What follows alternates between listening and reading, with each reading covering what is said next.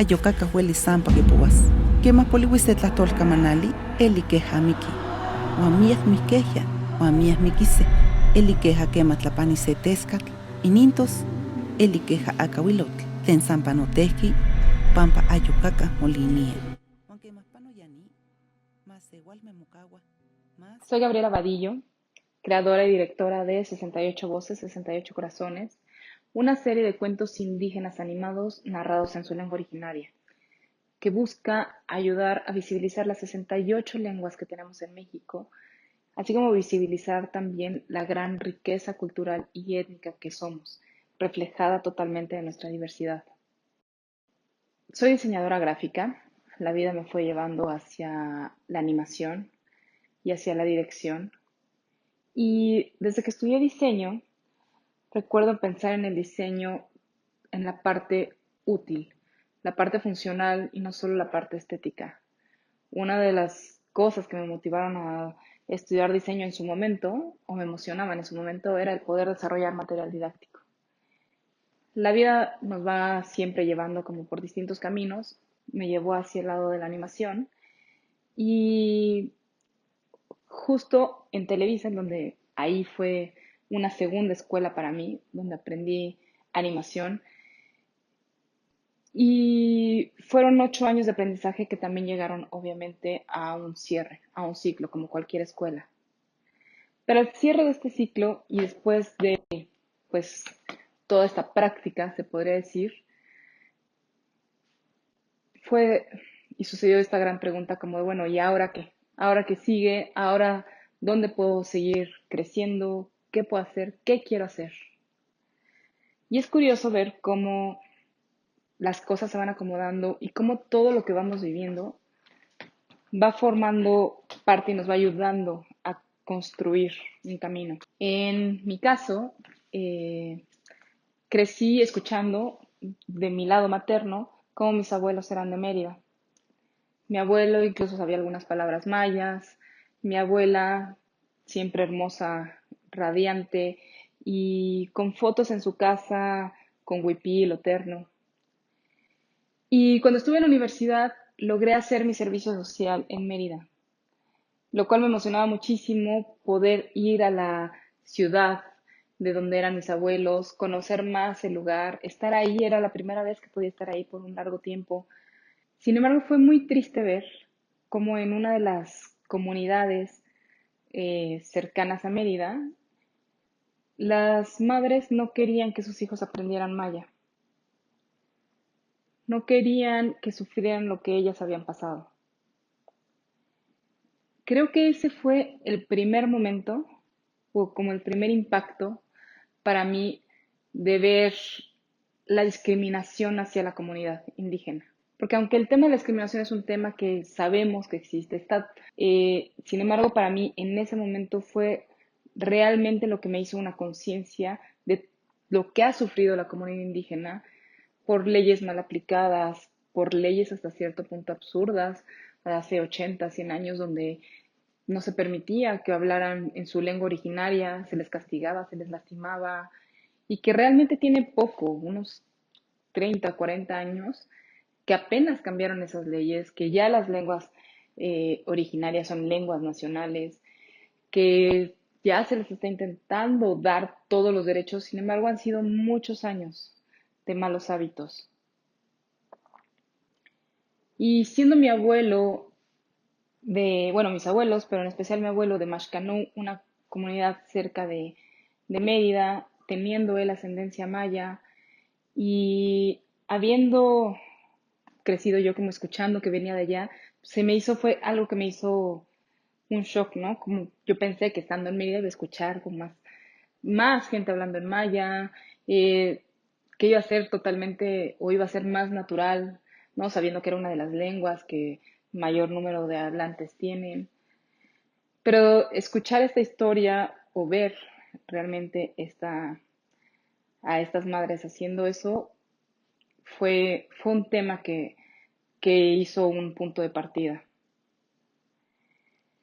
Mi abuelo murió hace 9 años aproximadamente y también cuando falleció él fue otro punto, otra conciencia, donde me di cuenta que no había valorado tanto como hubiera debido las historias, tradiciones, chistes, cultura, y que fue hasta que falleció que vi realmente el valor también de toda esa cultura que estaba detrás, ¿no?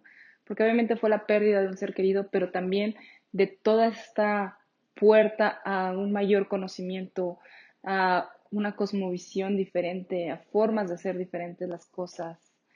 Y coincidió en ese momento que me topé con el poema de Cuando muere una lengua de Miguel León Portilla. Y cuando leí en su poema de Cuando muere una lengua, se cierra una puerta, una ventana a un mundo distinto, a una forma diferente de ver la vida, a un universo nuevo, me hizo totalmente sentido, fue realmente una chispa que se detonó en mí. Me hizo sentido ver cómo, claro, cuando perdemos un ser querido se cierra esta puerta, pero también cuando se pierde una lengua, la lengua es esta puerta o esta ventana a este mundo diferente, a esta cosmovisión, cosmogonía diferentes, a este mundo lleno de sabidurías que podríamos valorar y conocer más.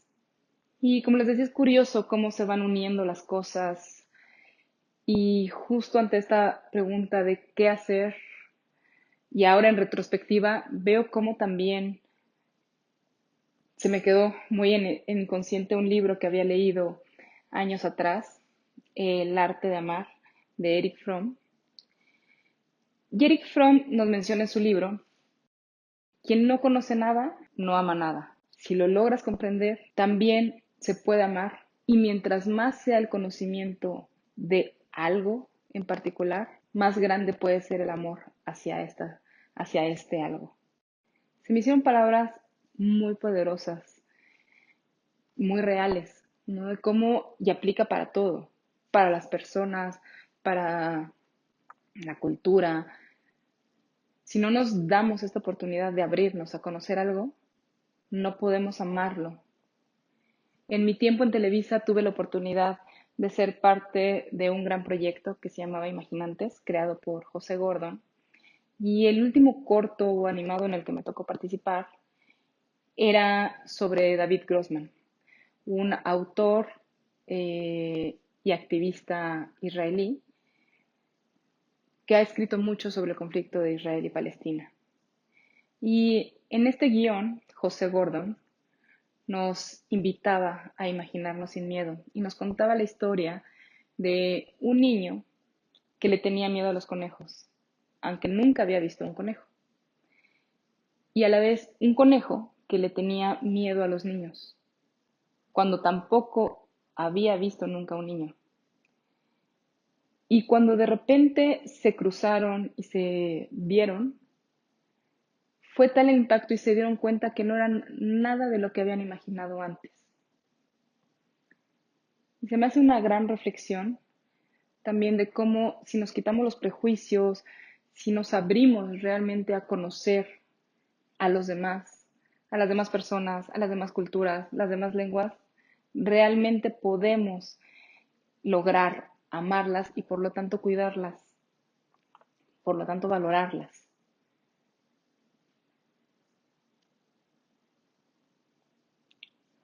Con todo esto y ante esta pregunta, todo se unió de alguna manera y creé 68 voces, 68 corazones, bajo la premisa de nadie puede amar lo que no conoce. Creyendo en un ideal o idealizando que el arte y la animación pueden ser herramientas también de construcción para generar un cambio, para generar un mundo mejor. Y lo que empezó siendo un proyecto totalmente personal, eh, mutó a ser un proyecto colaborativo. Y fue lo mejor que pudo haber pasado. Porque es un proyecto en el que, gracias a estas colaboraciones, se ha ido cerrando un círculo virtuoso en el que la misma comunidad pueda dar la historia que ellos necesitan o quieren contar. Por otro lado, invitando a los niños a que ellos mismos dibujen la historia para después, posteriormente, animarla.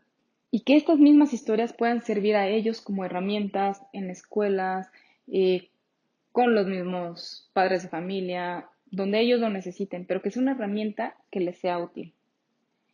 Y para esto creo que el mejor ejemplo fue lo que sucedió o lo que nos sucedió con el cuento que hicimos Matlatzinca, de la lengua Matlatzinca. Es una lengua del Estado de México y hace 5 años alrededor, más o menos, eh, gracias al Instituto Nacional de Lenguas Indígenas, hicimos este cuento y me presentaron a Daniel Díaz y a su mamá, hablantes matlatzincas pertenecientes a la comunidad de San Francisco Oxtotilpan, y me contaban, Daniel y su mamá, sobre una tradición que tenían hace muchos años, hace alrededor de 30 o 40 años, donde salían siempre a finales de junio a cantarle a San Pedro y a San Juan y a cantarle al bosque para pedir una mejor cosecha en el año. Era una noche muy linda, pues salían todos con ocotes prendidos a cantar al bosque mientras todas las luciérnagas iluminaban el bosque. Sin embargo, es una tradición que dejaron de hacer hace 30, 40 años, justo cuando llegó la luz a la comunidad. La historia me pareció muy linda y hicimos el cuento sobre esta tradición. Y fue entonces que Daniel, siendo un activista de su lengua, él ya hacía talleres dentro de su comunidad con los niños, pero una vez teniendo el cuento, tomó el cuento y lo empezó a socializar en la comunidad y empezó a invitar a los niños a retomar la tradición, a volver a salir en junio a cantarle al bosque. Hicieron la actividad y justo ahí los adultos de la comunidad dijeron como no, no, no, así no era, era este otro día, tienen que hacerlo así. Y fue una chispa que detonó un cambio, una acción, y es como el efecto mariposa, que un pequeño aleteo puede generar cambios, no tienen que ser grandes acciones. Y una cosa llevó a la otra y a partir de ahí han retomado la tradición año con año. Para mí esto es un gran ejemplo de cómo en conjunto podemos lograr cosas grandes y cómo haciendo proyectos colaborativos podemos lograr grandes acciones. Ahí es un ejemplo de cómo podemos realmente cerrar este círculo y cómo podemos crear contenidos animados, ilustrados, que sean contenidos que puedan seguir generando cambios, que puedan ser pequeñas chispas que generen acciones. Los medios y los contenidos pueden ser muy poderosos y así como pueden ayudar a generar cambios positivos, también pueden ser parte de la descomposición social, de la descomposición del tejido social. Y ahí es donde creo totalmente en la responsabilidad social que tenemos como generadores de contenidos. En mi caso, el arte y la animación son una puerta para conocer más cosas, son una puerta, una ventana para poder mostrar mundos nuevos, saberes nuevos, contenidos que puedan llegar a más gente y ver el arte o el diseño como una estrategia, no solo como una estética. Una estrategia en la que podamos crear proyectos pertinentes a los gustos y a los intereses de los niños, en este caso, de los adultos, dando voz también a lo que ellos mismos necesitan. Hace unos años, en una plática en Salt Lake City, en Estados Unidos, una niña al final se me acercó y se me hizo muy lindo su comentario.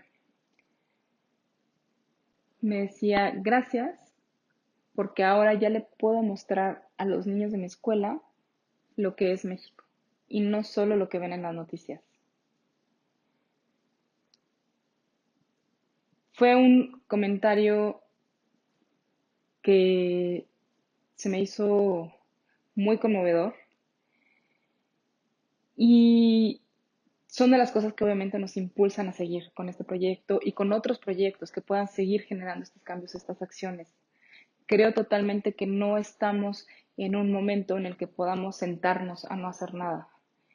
Creo que todos desde donde estamos podemos hacer acciones que generen cambios, que pueden ser pequeñas acciones. no tienen que ser gigantes, puede ser desde cambiar hábitos de alimentación, cambiar nuestros hábitos de vestimenta, cosas sencillas, desde lo que sabemos hacer. Y estas acciones, poco a poco, esperando como un efecto mariposa, podremos esperar que sigan generando cambios. Y ante esta pregunta nuevamente de ¿qué sigue?